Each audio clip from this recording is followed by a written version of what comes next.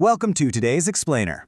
All right, I want you to picture this. You're 26 years old. You've got a great, stable job. You're doing really well for yourself. But the moment you open up a property portal to look at apartments in cities like Mumbai, Bengaluru, or Gurgaon, your heart just completely sinks. A modest 2 BHK is listed at a staggering 1.5 crore rupees.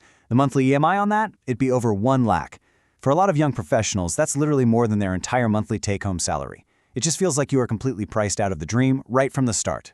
So naturally, you keep renting. But you know the drill. Every single time you visit home or catch up with relatives, you hear the exact same refrain.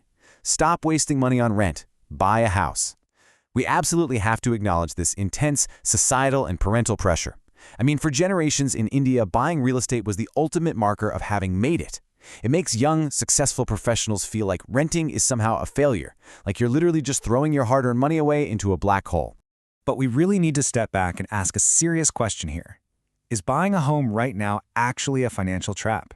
Is it locking away your youth, your flexibility, and your savings? Okay, let's dive into this. Let's explore the source material together. If we strip away all the emotion and that heavy generational guilt, let's see what the cold, hard, current Indian real estate data and home loan rates actually reveal. Section 1. The real cost of buying. What does it actually cost in 2026? If we break down a typical 2 BHK apartment right now, in the Mumbai suburbs, a 1.6 crore home rents for about 40,000 to 50,000 rupees. But the EMI on an 80% loan at 8.5% interest, that's 111,000 rupees. In Bangalore's Whitefield, a 1.2 crore flat rents for around 40,000, but the EMI is 83,000. Gurgaon, Pune, you see the exact same pattern holding up. In almost every major metro city, the EMI is roughly double the rent. Why? Well, it's because India's rental yields are incredibly low, sitting at a mere 2 to 3% per year, compared to 5 to 7% in a lot of Western countries. But here's the kicker. The EMI is really just the tip of the iceberg. Buying isn't just about that monthly payment to the bank. It involves massive, hidden, unrecoverable costs. You're looking at stamp duty and registration, which easily eats up 5 to 7% of the property value right off the bat. Then add in monthly maintenance of 3,000 to 10,000 rupees, annual property taxes, and crucially, the opportunity cost of handing over a 20% down payment that just completely drains your liquidity. Let's put a real hard number to that drain. 32.4 lakhs. If you buy that 1.2 crore apartment in Bengaluru, you need 24 lakhs for the down payment, 7.2 lakhs for stamp duty, and over a lakh just for registration. That is 32.4 lakh rupees completely gone from your bank account before you even turn the key in the door. It's a massive sunk cost. And this brilliantly illustrates the real sacrifice of buying early.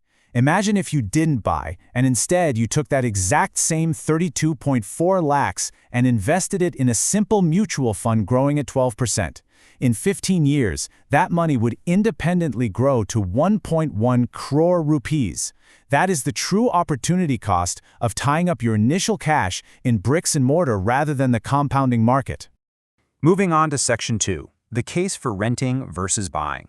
When does flexibility actually beat ownership? So renting definitely wins if your location is uncertain. If you might switch cities for a job or a relationship in the next few years, you absolutely need flexibility. Renting also wins if you're carrying high-interest debt like credit cards, or if you actively want to invest that down payment in equities. On the flip side, buying wins if you are absolutely sure you'll stay in the exact same city for at least 7 years, you have a highly stable job, and you place a massive premium on the emotional value of ownership. But be warned, buying a house for a stay of under 5 years almost always loses you money simply because the transaction costs like brokerage and stamp duty completely eat up any short-term property appreciation. Let's ground this in reality for a second, with a 30-year-old in Bengaluru earning 1.5 lakh a month. If she rents for 40,000, she has 1.1 lakh left over every single month for savings, investments, travel, a great lifestyle. If she buys with an EMI of 83,000, her leftover cash plummets to just 67,000. Her lifestyle is severely restricted, her investment capacity drops, and she is permanently locked into that specific city. This is exactly why we have to actively reframe this deep cultural belief. Renting is not throwing money away. That is a total myth. Renting is paying for a highly valuable service. You're purchasing a roof over your head, totally maintenance-free living, or a leaky pipe is just the landlord's problem. And above all, you are buying the freedom to move whenever your career or life demands it. Which brings us to Section 3, the 5% rule. This is a simple decision framework you can use right now. It comes from economist Ben Felix, and it's called the 5% rule. So the crucial point is this. If you can rent a similar home for less than 5% of its total purchase price per year, renting is financially the better move. This rule is honestly brilliant because it perfectly balances the unrecoverable costs of buying, like the interest to the bank, the taxes, the maintenance, against the unrecoverable cost of your monthly rent. Let's walk through the math step by step. Take Mumbai. A 1.6 crore house might rent for 40,000 a month. That is 4.8 lakhs a year in rent. Divide 4.8 lakhs by 1.6 crore and you get 3%. Since 3% is less than 5%, the math literally screams at you, rent. But now look at a tier 2 city like Indore. A house costs 40 lakhs, but it rents for 20,000 a month or 2.4 lakhs a year. Divide 2.4 lakhs by 40 lakhs and you get 6%. Because 6% is higher than 5%, well, in Indore, you should seriously consider buying. Now, the moment you run this math, someone is invariably going to hit you with the ultimate, highly emotional counterargument. But wait, my parents bought a house for 20 lakhs and now it's worth 2 crores. And what up 10x? What about property appreciation? Yeah, that was absolutely true. For their generation. Between 2003 and 2013, Indian real estate experienced a once-in-a-lifetime boom. But since 2015, property price growth has significantly slowed to about 4 to 7% in most metros. When you subtract 5 to 6% for inflation, your real return on real estate is barely 0 to 2%. Compare that to the Nifty 50 index, which has consistently delivered 13 to 14% annualized returns over the last 2 decades. Now, what's really interesting about this slide is how it demands a massive shift in perspective. Property appreciation is just no longer guaranteed to beat the market. We need to start treating a home primarily as a lifestyle choice, a place to live and raise a family, not as a guaranteed high-yield investment. Your real wealth builder is your mutual fund SIP, for sure, not the bricks in your bedroom wall. All right, Section 4, City-wise advice. Where should you actually rent or buy?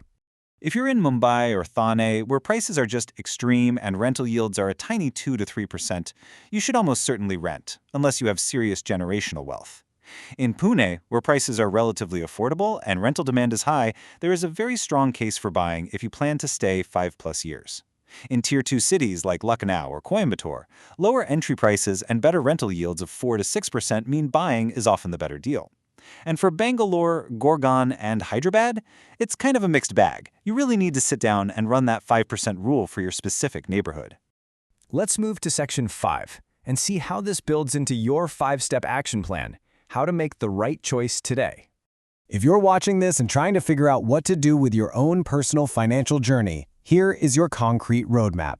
Step 1. Calculate the 5% rule for the specific house you're looking at. Step 2. Clear any debt you have with an interest rate over 10% before you even think about a home loan. Step 3. Ensure your calculated EMI is strictly less than 40% of your take-home pay so you don't end up house poor. Step 4. Commit to staying in that city for at least 7 years. And Step 5. Listen, this is the absolutely crucial one. If you decide to rent, you must invest the difference. The worst mistake is buying out of FOMO and selling at a loss. But the second worst financial mistake is renting forever without continuously investing the money you saved by avoiding that massive EMI. Keep this fundamental truth in mind. Many wealthy people rent, and many house-poor people own. Owning a home is, at its core, a lifestyle choice. If it brings you joy and you can easily afford it without sacrificing your future, do it. But never forget that your flexibility, your liquidity, and your daily peace of mind are incredibly valuable assets. So, I'm going to leave you with this final thought. Will you give in to the FOMO and the parental pressure to buy before you're truly ready? Or will you embrace the flexibility of renting and invest the difference to build true financial freedom? The choice is entirely yours. Start that sip today, and please share this explainer with that friend who's really feeling the weight of the real estate pressure right now. See you next time.